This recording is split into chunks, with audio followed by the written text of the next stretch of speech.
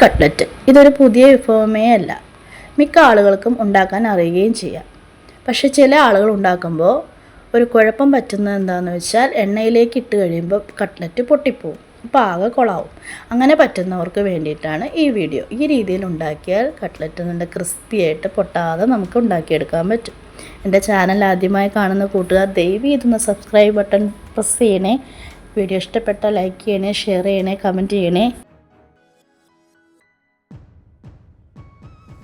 അപ്പോൾ ഇതിന് വേണ്ടിയിട്ട് 3 ഉരുളക്കിഴങ്ങ് എടുത്തു, 2 സവാള എടുത്തു, 1 കഷ്ണം ഇഞ്ചി, 2 പച്ചമുളക്. ഇനി നമുക്ക് ആദ്യത്തെ സ്റ്റെപ്പ് എന്ന് പറയുന്ന ഉരുളക്കിഴങ്ങ് വേവിച്ചെടുക്കുക. അപ്പോൾ ഒരുവിധം നന്നായിട്ട് വെന്ത് കിട്ടണം, നമുക്കത് ഉടയ്ക്കാനുള്ളതാണ്. അപ്പോൾ ഞാൻ അതിന് വേണ്ടിയിട്ട് ക്യൂബ്സായിട്ട് വലിയ ക്യൂബ്സായിട്ട് അരിഞ്ഞിട്ട് കൊടുക്കുകയാണ്. മുഴുവനെ വേവിക്കുന്നവരുമുണ്ട്.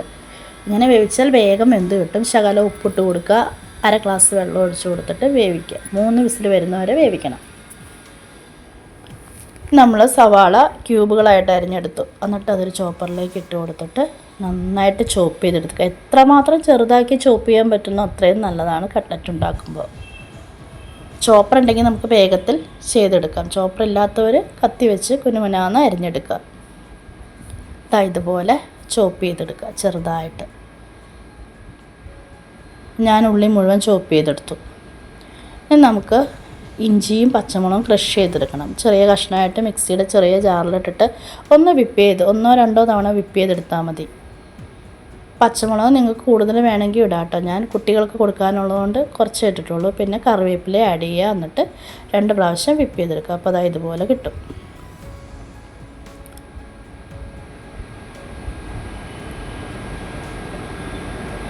നമ്മുടെ ഉരുളക്കിഴങ്ങ് വെന്ത് കഴിഞ്ഞു, അത് നമുക്ക് കോരിയെടുത്ത് മാറ്റാം വെള്ളമില്ലാതെ. എന്നിട്ടൊരു സ്പൂൺ വെച്ച് നന്നായിട്ട് ഉടച്ചെടുക്കുക. കട്ടയൊന്നുമില്ലാതെ ഉടച്ചെടുക്കണം.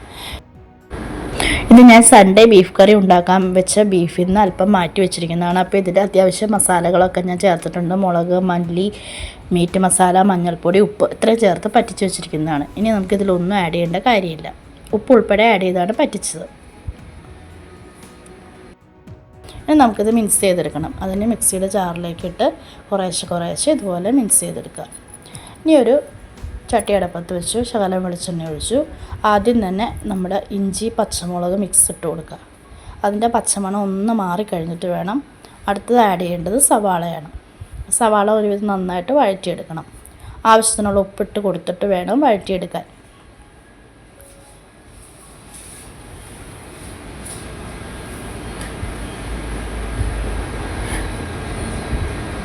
ഇത് നന്നായിട്ട് വഴണ്ടി വന്നിട്ടുണ്ടെങ്കിൽ നമുക്ക് മസാലകൾ ചേർക്കാം. എല്ലാ മസാലയും ചേർത്ത് വേവിച്ചതായതുകൊണ്ട് ഇനി അധികം ചേർക്കുന്നില്ല. ഞാൻ 1/2 ടീസ്പൂൺ മീറ്റ് മസാലയും 1/2 ടീസ്പൂൺ പെപ്പർ പൗഡറുമാണ് ഇട്ട് കൊടുത്തിരിക്കുന്നത്. ഞാൻ കുട്ടികളെ കൂടി ഉദ്ദേശിച്ചുണ്ടാക്കിയതുകൊണ്ട് തന്നെ എരിവ് കുറച്ചേ ഇടുന്നുള്ളൂ. എരിവ് കൂടുതൽ വേണം, സ്പൈസി ആയിട്ടുള്ള കട്ട്ലറ്റ് വേണമെന്നുള്ളവർക്ക് അതനുസരിച്ച് പൊടികൾ ആഡ് ചെയ്ത് കൊടുക്കാം. അപ്പോൾ പൊടികളുടെ പച്ചമണമൊക്കെ മാറി നമ്മൾ മിക്സ് ചെയ്ത് വെച്ച ബീഫ് അതിലേക്ക് ഇട്ട് കൊടുക്കുക. നന്നായിട്ട് മിക്സ് ചെയ്തെടുക്കണം. ഈ ബീഫിൽ ചെറിയ വെള്ളാംശമൊക്കെ ഉണ്ട്, ആ വെള്ളാംശം കംപ്ലീറ്റ് പോകുന്ന വരെ ഒന്ന് ഇളക്കി യോജിപ്പിച്ചെടുക്കുക. അതിനുശേഷം നമ്മൾ ഉടച്ച് വെച്ച ഉരുളക്കിഴങ്ങ് കൂടി അതിലേക്ക് ഇട്ട് കൊടുക്കുക. അതും നന്നായിട്ട് ഇളക്കി യോജിപ്പിക്കുക. അപ്പോൾ ബീഫിലെയും ഉരുളക്കിഴങ്ങിലെയും ഒക്കെ വെള്ളാംശമൊക്കെ പോയി അത്യാവശ്യം ഉലർന്ന് കിട്ടുന്ന സമയത്ത് ലാസ്റ്റായിട്ട് നമുക്ക് ചേർക്കാനുള്ളത് 3 ബ്രെഡ് പൊടിച്ചെടുത്ത ബ്രെഡ് ക്രംസാണ് ചേർക്കേണ്ടത്. അപ്പോൾ ഇത് അത്യാവശ്യമുള്ള സ്റ്റെപ്പാണ്. ഇത് ചെയ്ത് കഴിഞ്ഞാലുള്ള ഗുണം എന്താണെന്ന് വെച്ചാൽ ഇനി എന്തെങ്കിലും കാരണവശാൽ ഇതിൽ കുറച്ച് വെള്ളം ബാക്കി നിൽക്കുന്നുണ്ടെങ്കിൽ അത് ഈ ബ്രെഡ് ക്രംസ് വലിച്ചെടുത്തോളും. അപ്പം ഇതാണ് കട്ട്ലറ്റ് പൊട്ടിപ്പോവാതിരിക്കാനുള്ള ഏറ്റവും വലിയ ട്രിക്ക്. അപ്പോൾ ഇതിലേക്ക് കുറച്ച് ബ്രെഡ് ക്രംസ് ഇട്ട് ഇതുപോലെ നന്നായിട്ട് മിക്സ് ചെയ്ത് എല്ലായിടത്തും ഈവനായിട്ട് മിക്സ് ചെയ്തെടുക്കുക. നമ്മുടെ മിക്സ് റെഡിയായി. അത് ഒന്ന് ചൂടാറി കഴിഞ്ഞിട്ട് വേണം നമുക്ക് കട്ട്ലറ്റ് ആക്കിയെടുക്കാനായിട്ട്. അപ്പോൾ ഇതുപോലെ ഓരോരോ ഉരുളകളായിട്ട് എടുത്തിട്ട് അല്പം മുട്ടയിൽ ഞാൻ 1 മുട്ട ഉടച്ച് വെച്ചിട്ടുണ്ട്, അതിൽ മുക്കി പിന്നെ ബ്രെഡ് ക്രംസിൽ മുക്കി ഓരോന്നോരോന്നായിട്ട് മാറ്റി വയ്ക്കുക.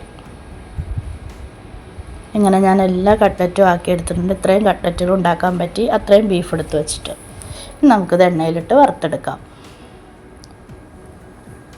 എണ്ണ നന്നായിട്ട് ചൂടായി കട്ട്ലറ്റ് ഇട്ട് കൊടുക്കുക. അപ്പം മീഡിയം ഫ്ലെയിമിൽ വെച്ചിട്ട് വേണം കട്ട്ലറ്റ് വറുത്തെടുക്കാൻ. തീരെ ലോ ആക്കാനും പാടില്ല, ഹൈ ആക്കാനും പാടില്ല. അപ്പോൾ കട്ട്ലറ്റിൻ്റെ എല്ലാ സാധനങ്ങളും നമ്മൾ നന്നായി വേവിച്ചിട്ടത് കൊണ്ട് തന്നെ പുറം ഭാഗം നന്നായിട്ട് മുരിയുമ്പോൾ തന്നെ കട്ട്ലറ്റ് വേഗം കോരിയെടുക്കാം. ഒരു സൈഡ് ബ്രൗൺ ആയി കഴിയുമ്പോൾ മറ്റേ സൈഡ് മറിച്ചിട്ട് കൊടുക്കുക. അപ്പോൾ അതാ കണ്ടോ, കട്ട്ലറ്റ് പൊട്ടിപ്പോയിട്ടേ ഇല്ല. നല്ല ക്ലീനായിട്ടുള്ള ക്രിസ്പി ആയിട്ടുള്ള കട്ട്ലറ്റ് റെഡി ആയിട്ടുണ്ട്. അപ്പം നിങ്ങളിങ്ങനെയെല്ലാം ഉണ്ടാക്കുന്നതെങ്കിൽ തീർച്ചയായും ഒന്ന് ട്രൈ ചെയ്ത് നോക്കണേ. കുട്ടികൾക്കൊക്കെ വളരെ ഇഷ്ടപ്പെടും. അപ്പോൾ ചാനൽ സബ്സ്ക്രൈബ് ചെയ്യാത്തവർ സബ്സ്ക്രൈബ് ചെയ്ത് സപ്പോർട്ട് ചെയ്യണേ, ലൈക്ക് ചെയ്യണേ. Thank you.